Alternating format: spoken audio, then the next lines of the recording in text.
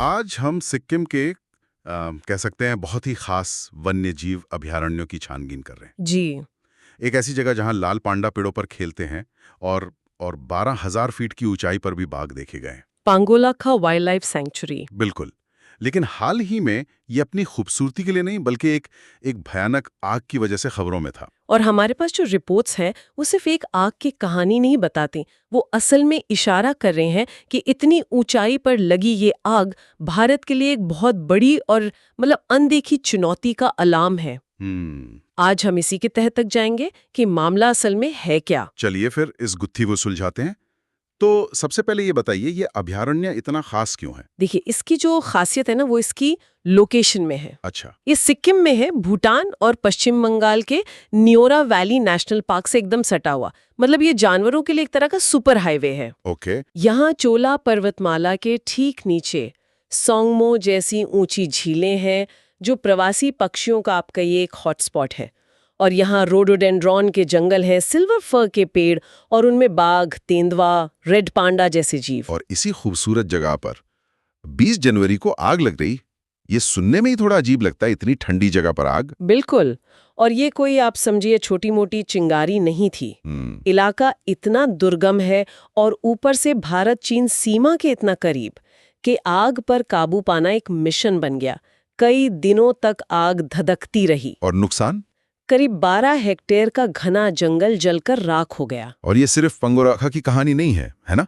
मुझे एक आंकड़ा याद आ रहा है कि पिछले 20 सालों में हमारे देश में जंगल की आग 10 गुना। हाँ, 10 गुना बढ़ गई हैं। जबकि हमारा वन क्षेत्र तो मुश्किल से 1.12% ही बढ़ा है।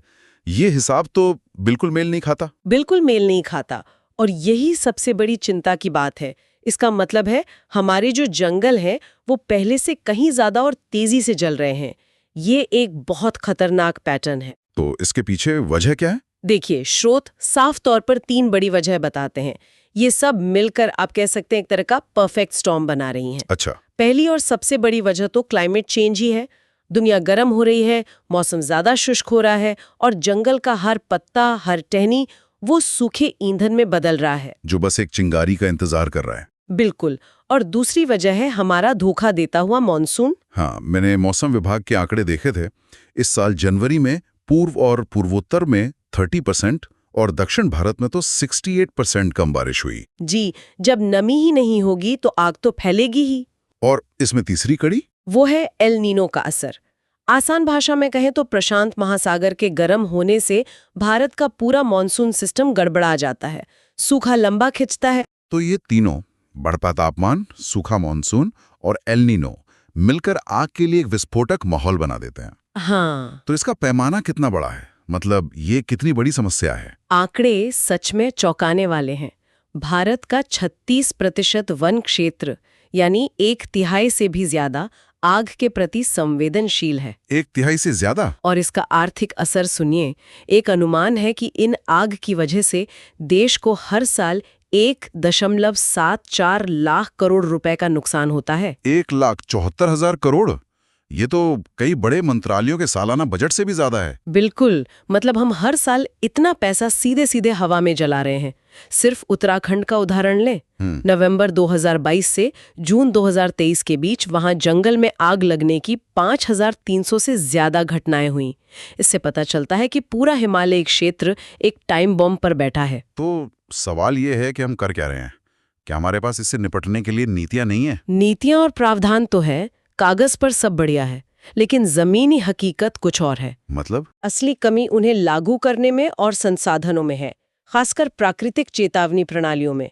हमारे पास नीतियां हैं, पर उन्हें जमीन पर उतारने वाले हाथ और तकनीक वो कम पड़ रहे हैं।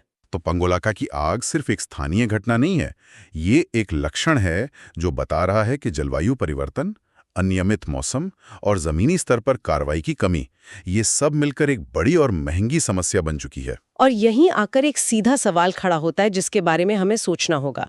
क्या? अगर जंगल की आग से देश को हर साल 1.74 लाख करोड़ का नुकसान हो रहा है, तो हम बेहतर चेतावनी प्रणालियों और जमीनी संसाधनों में कितना निवेश कर रहे हैं? ये सोचने वाली बात है। कहीं ऐसा तो नहीं कि कुछ न करना हमें एक्शन लेने से कहीं ज्यादा महंगा पड़ रहा है?